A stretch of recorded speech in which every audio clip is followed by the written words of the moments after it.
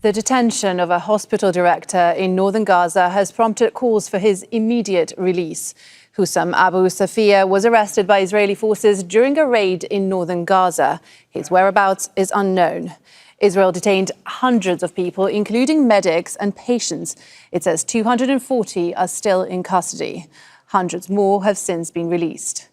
They've been describing the violence and abuse they suffered at the hands of the Israeli army. Tareq Abu Azzoum reports from Deir el-Balah. Stripped half naked and forced out of northern Gaza's last remaining hospital. This footage was recorded near Kamal Adwan Hospital after Israeli troops raided the building on Friday.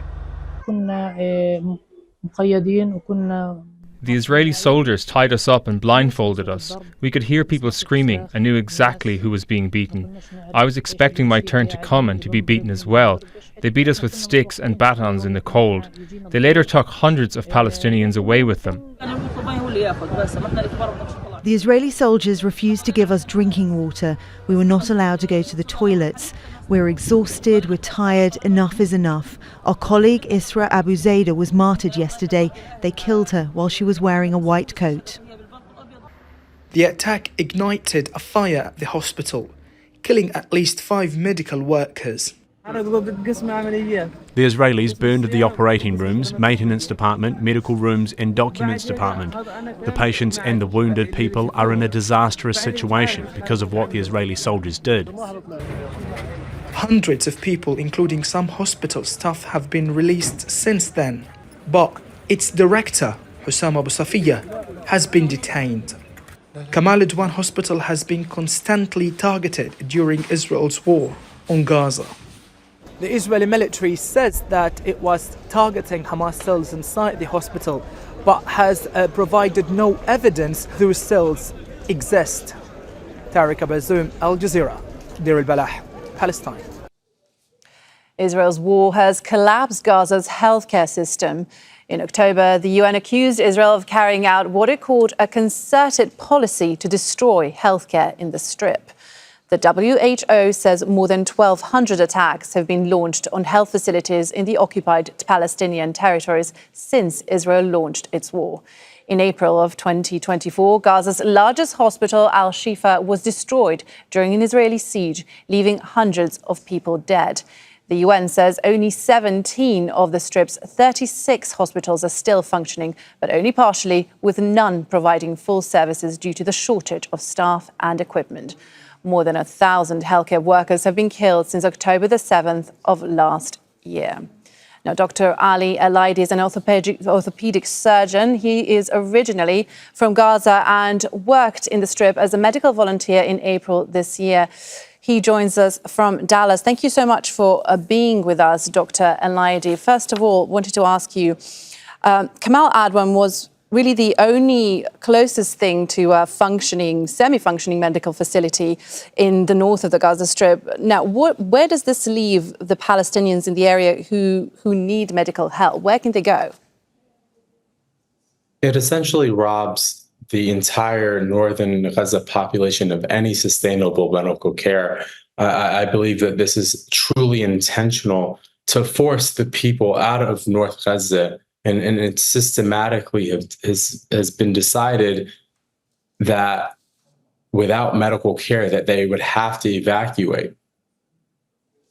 And we've heard that 15 patients who are in critical condition, 50 caregivers, 20 health workers, they were transferred to the nearby Indonesian hospital. First of all, can you tell me, moving a patient who is in a critical condition, what does that do to the prospects of their recovery?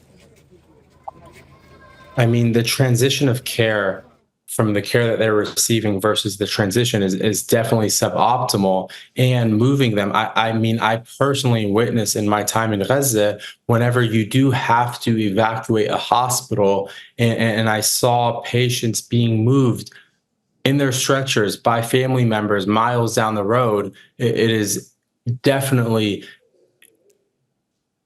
increases their likelihood of not recovering, and it makes it more difficult for their ability to treat these patients. It's extremely intentional what they're doing in making it essentially impossible to deliver aid to the wounded in North Gaza.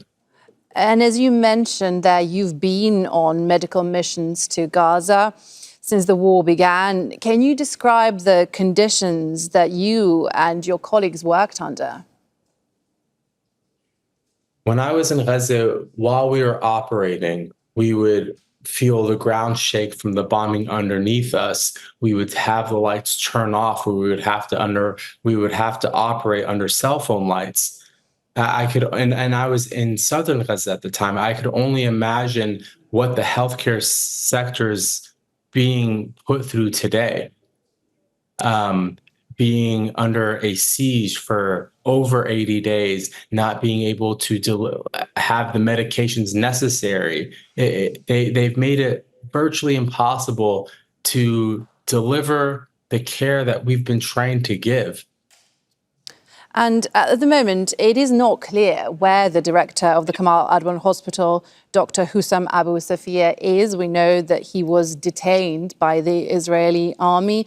His role was crucial, not in just running the hospital, but also procuring medical supplies and speaking about the needs of the local population. The fact that he is no longer there, at least for now, able to do that, what effect will that have?